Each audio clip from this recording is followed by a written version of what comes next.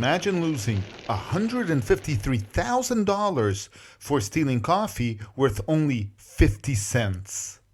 Last December, a 59-year-old school principal in Hyogo, Japan, paid for a regular-sized coffee, but then poured himself a large one at the self-service machine in a convenience store. The store clerk called the police, and the school principal was arrested. How much did the stolen coffee cost? 70 yen. That would be 50 cents or 2 quarters in the United States. That's right. The school principal was busted for stealing 50 cents worth of coffee. At the police station, he admitted to underpaying for coffee on 6 other occasions, driving the total theft to 490 yen, or roughly $3 US. After his confession, the case was handed over to a prosecutor, even though the prosecutor eventually decided not to press any legal charges against him. The Board of Education slapped the school principal with a draconian punishment. Not only was he fired and his teaching license revoked, he also lost his retirement package of about $153,000. Unbelievable, isn't it? Imagine the reaction of California Governor Gavin Newsom to this draconian punishment for a coffee theft worth only $3. If petty thieves in California face similar severe punishments, imagine what the state would be like.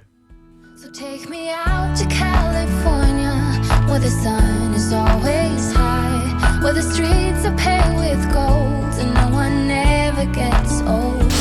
I'll be longing for that day till you come and take me home. California, California, here I come. I've seen it. The state of California is in deep trouble. Smash and grab has become the norm there. The Silicon Valley, home to Apple, Meta, and Google, has turned into Stealing Valley. Everywhere you turn, petty thieves are grabbing whatever they want off the shelves of Walgreens or shopping malls before merrily waltzing out of the store without paying a single dime. Stores are incarcerating their merchandise, putting ice cream and drinks behind chains, while thieves are running wild and free. Some stores have cordoned off their aisles and no longer allow customers to step in unattended. Many businesses are so fed up that they are shutting down and moving elsewhere. What happened? Well, Proposition 47 happened. About a decade ago, this proposition raised the felony threshold for shoplifting from $400 to $950. This means that, for the past 10 years, shoplifting under $950 has been de facto legal. It's okay, just a misdemeanor. Great news for the thieves, right? Finally, they got to steal without consequences. While this change was intended to reduce mass incarceration in California's overcrowded jails, it certainly sent the wrong message to petty thieves. What do you expect? Do you expect them to be law-abiding saints? It simply ended up providing an open invitation for petty thieves to serve themselves. According to news reports, even Governor Newsom seemed outraged at those brazen shoplifters. In a recent virtual meeting with mayors that went viral, he mentioned an incident while he was out shopping at a Target store with his family. He witnessed a petty criminal leaving the store without paying and asked the store clerk why no one was stopping him. The clerk, unaware that she was speaking to the state governor, said, "There's no accountability. We don't stop them because of the governor." Wow, Governor Newsom was outraged. This actually came as a surprise to me.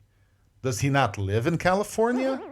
Now that major businesses are fleeing his state, suddenly he is outraged. Finally, politicians like Governor Gavin Newsom have realized that these lenient policies on shoplifting are costing them, both politically and economically. So now that the governor has finally decided to crack down on petty thefts, maybe he could get some valuable advice from Japan. In California, it takes $950 to warrant a 911 call. Here in Japan, 50 cents worth of stolen coffee got the principal arrested. Are you still wondering why Japan is among the safest countries in the world? Not only is the criminal code harsh in Japan, the social consequences of crimes can also be brutal. Even when the crime is not prosecuted by the courts, social punishment can sometimes be as devastating, if not worse, than spending time behind bars.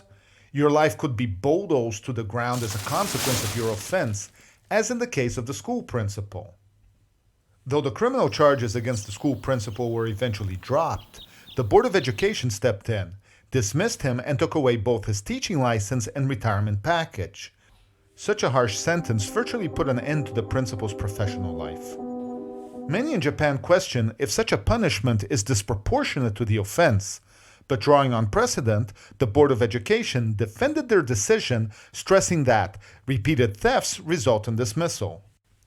Some online applauded the board's devastating death sentence to the principal's career, stating that it does set a bad example for the kids if someone isn't held accountable for their misdeeds. Japan's top-notch public security environment may also be a product of the high moral standards in education.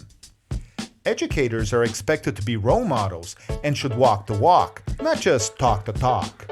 Before educating their students to grow into law-abiding citizens, they must first follow the rules, be impeccable in their social interactions, and spotlessly clean of any transgressions.